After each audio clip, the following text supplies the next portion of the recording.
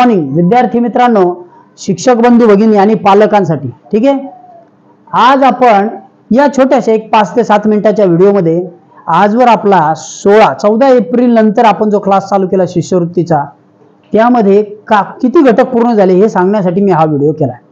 तर मी आधी 3 घटक व्हिडिओ केलेले आहेत, त्यामध्ये मुलांना सांगितलंय की किती घटक पूर्ण झाले. आता यामध्ये आपण गणित हा विषय जो आहे, गणितामध्ये पेपर सेकंडसाठी आपण जे पेपर फर्स्टसाठी जो पाहतोय, गणितामध्ये आपण संख्याज्ञान हा जो घटक आहे हा पूर्ण केलेला आहे. बघा 83 पानापासून संख्याज्ञान, रोमन संख्या चिन्ह, 6 अंकी वाचन, अंकदर्शनी किंमत, विस्तारित मांडणी, म्हणजे 83, 85, 88, 90, 91 झाले. चढता उतरता क्रम झालेला आहे. 100 या संख्यांवर आधारित प्रत्येक घटकावर साधारण एक व्हिडिओ आपण केलेला आहे. एक व्हिडिओ आणि प्रॅक्टिस सेट मध्ये त्यांच्यावर आणखी केलाय. सम विषम हे जे घटक आहेत ना, ह्याच्यावरती आपले जवळजवळ 5 ते 6 व्हिडिओ झाले. अवघड घटकावर आपण 2-2 व्हिडिओ घेतलेले आहेत. म्हणजे मी ज्यावेळी व्हिडिओ म्हणतो त्यावेळी त्याला घटकच समजायचं. त्या घटकाच्या माध्यमात तो आपण पूर्ण केलाय व्हिडिओच्या माध्यमात. म्हणजे 83 ते 101 पर्यंत इथं पूर्ण झाले संख्याज्ञान. पुढचं बघू. पुढे संख्यांवरील क्रिया हा 2 पॉइंट जो घटक आहे, याच्या 5 अंकी संख्या बेरीज, पुढे 5 अंकी संख्यांची बिना हाच्याची बेरीज, शाब्दिक गुणाकार, भागाकार, पदावलींचा, विभाज्यतेच्या कसोट्या, यावर आपण 2 व्हिडिओ केलेत. या प्रत्येक पदावलीवर 2 केलेत. अपूर्णांकावरती मी तुम्हाला सांगू इच्छितो, याच्यावरती 6 व्हिडिओ केलेले आहेत. अपूर्णांकावर 6 व्हिडिओ आहेत. म्हणजे इथपर्यंतचे घटक पूर्ण झाले. 83 ते 114 पानापर्यंत झालेत. ठीक आहे, पुढचं सांगतो. समच्छेद अपूर्णांक, भिन्नच्छेद अपूर्णांक, अपूर्णांकाचे रूपांतर, दशांश अपूर्णांक, म्हणजेच 124 पानांपर्यंत गणित सुद्धा आपलं पूर्ण झालंय. 83 ते 124 किती झाले?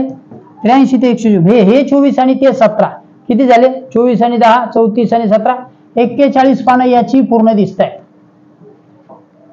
पानं पूर्ण म्हणजे नुसती पानं नाही, ती कन्सेप्ट मुलांची आपण क्लिअर केली.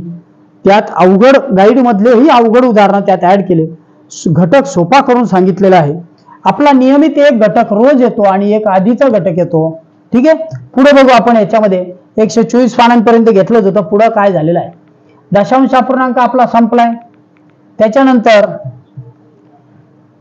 दशमान परिमाणे आपण बघतोय 83 पानापर्यंत गणित चालू झालं होतं. दशमान परिमाणे आपलं झालंय, दिनदर्शिका झालेलं आहे. आता इथून पुढे फक्त आपलं काय राहिलं? कालमापन राहिलं.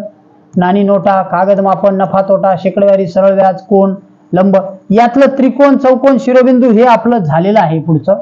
कारण ते काही घटक बुद्धिमत्तेसाठी उपयुक्त होते म्हणून ते आधी घेतलेले आहेत.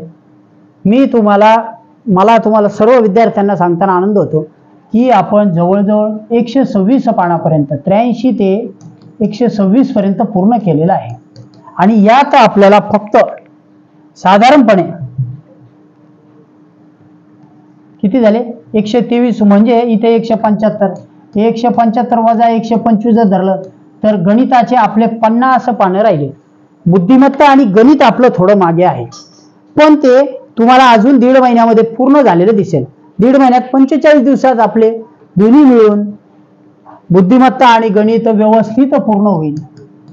गणित प्लस बुद्धिमत्ता दोन्ही घटक जे आपण थोडे मागे ठेवले ते पूर्ण होतील. म्हणजे यात 50 पानं आणि यात 41 पानं, दोन्ही 90 पानांचा कंटेंट आपण पूर्ण करणार आहोत.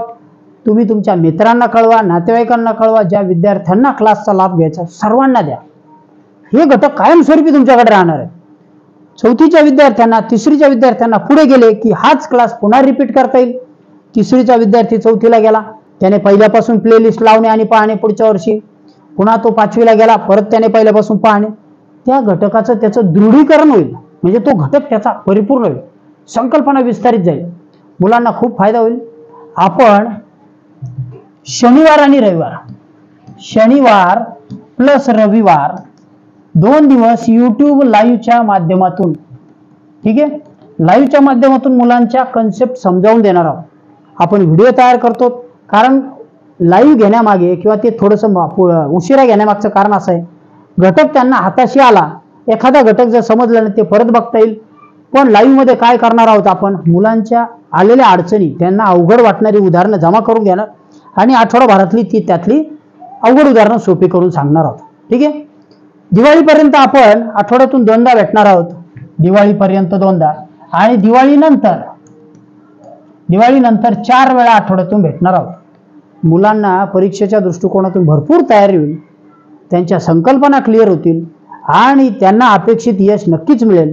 एखाद्या विद्यार्थ्याला जरी नाही मिळाले या परीक्षेत तरी त्याचा जो अभ्यासाचा गाभा आहे, पाया आहे, तो भरपूर पक्का होईल अशी मी पालक, शिक्षक बंधू भगिनी आणि विद्यार्थ्यांना खात्री देतो.